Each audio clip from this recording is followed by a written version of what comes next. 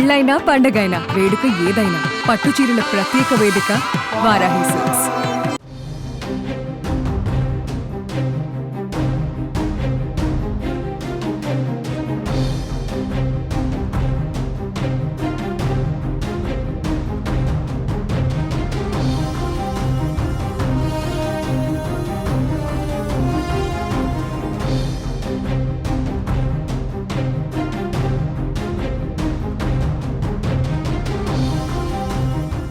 జమ్మూ కాశ్మీర్లో 2 రోజులుగా ఎడతెరిపి లేకుండా భారీ వర్షాలు బీభత్సం సృష్టిస్తున్నాయి.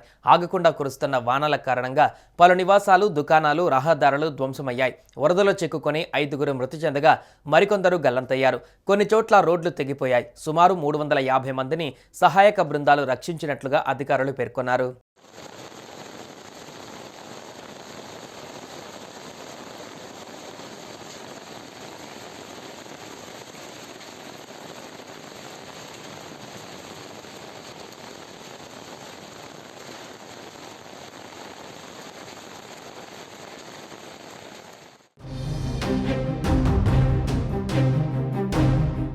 రాంబన్ జిల్లాలో ఆదివారం ఉదయం పలు ప్రాంతాలలో మెరుపు వరదల కారణంగా 3 మృతి చెందారు.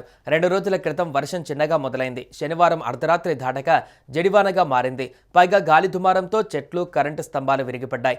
చిమ్మని చీకటి, పైగా ఉరుములు, మెరుపులతో ఎటు వెళ్లాలో తెలియక జనం బిక్కుబిక్కుమంటూ కాలం గడిపారు. ఇంత స్థాయిలో వరదలు రావడం 5 ఏళ్ల తర్వాత ఇదే తొలిసారి అంటున్నారు అధికారులు. నస్రీ, బనిహాల్ మధ్య సుమారు డజను ప్రాంతాలలో భారీ వర్షాలు, కొండ చర్యలు విరిగిపడడంతో వాహనాల రాకపోకలను రద్దు చేశారు.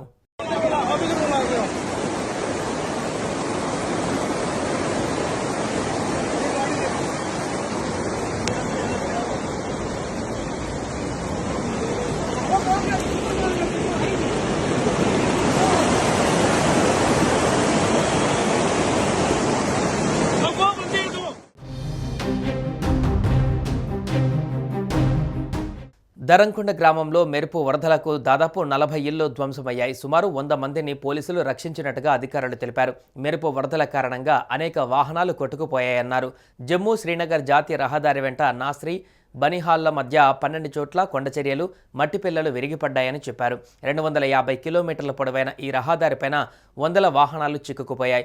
శిథిలాల కింద వాహనాలు కూరుకుపోయాయి. వాతావరణ శాఖ తెలిపిన వివరాల ప్రకారం ఈసారి కురుస్తున్న వర్షాల వెనుక పశ్చిమాసియాలో ఏర్పడిన అరుదైన వాతావరణ పరిస్థితులే ప్రధాన కారణమట. ఈ దశలో గాలి దిశ, ఆర్ద్రత శాతం, ఉష్ణోగ్రత మార్పులు అన్నీ కలిసి భారీ వర్షాలకు దారితీశాయి. 5 ఏళ్లలో ఇంత భారీ స్థాయిలో వర్షాలు, బలమైన గాలులు ఇప్పటి వరకు నమోదు కాలేదని అధికారులు స్పష్టం చేశారు. కాగా మెరుపు వరదలు, కొండ చర్యలు భయోత్పాతం సృష్టిస్తుండటంతో పరిస్థితిని అంచనా వేసేందుకు జమ్మూ కాశ్మీర్ ముఖ్యమంత్రి ఒమర్ అబ్దుల్లా అధికారులతో అత్యున్నత స్థాయి సమావేశం నిర్వహించారు. కేంద్ర మంత్రి ఉధంపూర్ ఎంపీ జితేంద్ర సింగ్ స్పందిస్తూ డిప్యూటీ కమిషనర్ బహీర్ ఉల్ హక్ చౌదరితో తాను సంప్రదింపులు జరుపుతున్నానని, సహాయక చర్యలకు తగిన సాయం అందిస్తున్నామని చెప్పారు. అవసరమైతే నిధులను కూడా కేటాయిస్తానని చెప్పారు. ఇది భయాందోళనకు గురికావలసిన సమయం కాదని, ప్రకృతి వైపరీత్యాన్ని సమిష్టిగా ఎదుర్కోవాలని సామాజిక మాధ్యమం ఎక్స్లో ఆయన తెలిపారు.